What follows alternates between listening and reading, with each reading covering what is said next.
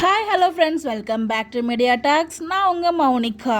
So இந்த week ஃபுல்லாகவே இப்படி தான் இருக்கும்னு நினைக்கிறேன் என்னோடய கெஸ் படி. ஆனால் இந்த செப்பரேஷனும் எனக்கு ஓகே அப்படின்ற மாதிரி தாங்க நான் ஃபீல் பண்ணுறேன். ஏன்னா அவங்க 2 பேரும் சேர்ந்து இருந்தும் ஒரு மிஸ் அண்டர்ஸ்டாண்டிங்கில் ஒரு கண்ணாமூச்சி ஆட்டம் தான் விளையாண்டுட்டு இருந்த மாதிரி தான் நான் ஃபீல் பண்ணேன்.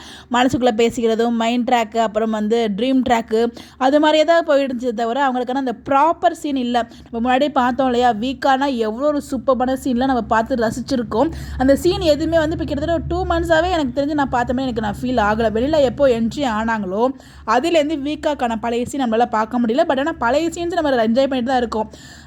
ஒய்டியில் அதுக்கப்புறம் இன்ஸ்டாகிராம்லாம் நிறைய ஸ்டோரிலாம் பார்க்கும்போது அதை பார்த்து நம்ம என்ஜாய் பண்ணுறோம். பட் அந்த மாதிரி சீன் இப்போ வரைக்கும் எங்கேயுமே காணலை.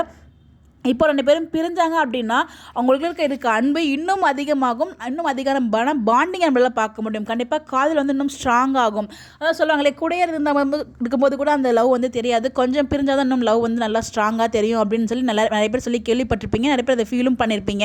நம்மளால் அது கண் கூட பார்க்க முடியுமா? கண்டிப்பாக பார்த்தீங்கன்னா வீக்காக 2 பேரும் இந்த செப்பரேஷன் ட்ராக் ரொம்ப நாள் கொண்டு போக மாட்டாங்க. அந்த கொஞ்ச நாளாக இருந்தாலும் நம்ம ரசிக்க வைக்கிற மாதிரி நம்ம நம்மளுக்கு பிடிச்ச மாதிரி தான் கொண்டு போவாங்க நான் ஃபீல் பண்ணுறேன். 2 பேருக்குள்ளேயுமே காதல் இருக்குது. அந்த மிஸ் ஆகும்போது அந்த காதல் இன்னும் அதிகமாக ஸ்ட்ராங் ஆகும்.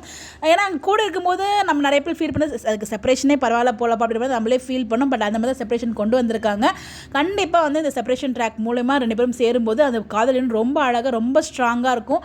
அது ரொம்ப ஒரு யாராலையும் பிரிக்கவே முடியாத லெவலுக்கு ஒரு சூப்பரான பாண்டிங்கில் 2 பேரும் சேருவாங்க.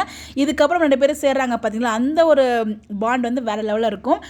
கண்டிப்பாக இந்த செப்பரேஷன்லேயும் அவங்களோட சீன் நல்லபடியாக காமிப்பாங்க நான் ஃபீல் பண்ணுறேன். செப்பரேஷன் ஆனாலும் ஓகேங்க நான் ஃபீல் பண்ணுறேன். ஏன்னா சேர்ந்துருக்கும் போது நம்மளால் அந்த சீனை பார்த்து ரசிக்கிற மாதிரி இல்லை.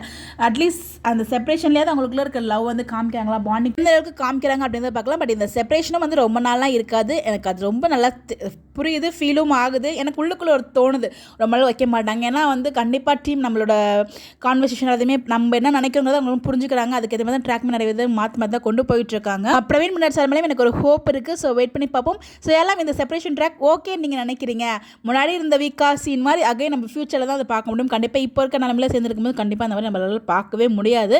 2 பேரும் கண்ணாமூச்சி ஆட்டம், அப்புறம் மனசுக்குள்ளேயே ட்ரீம் சீக்வன்ஸ், இந்த மாதிரி தான் ட்ராக் வாலண்டியரில் டீம் செட் பண்ணி கொண்டு போயிட்டு இருந்தாங்க.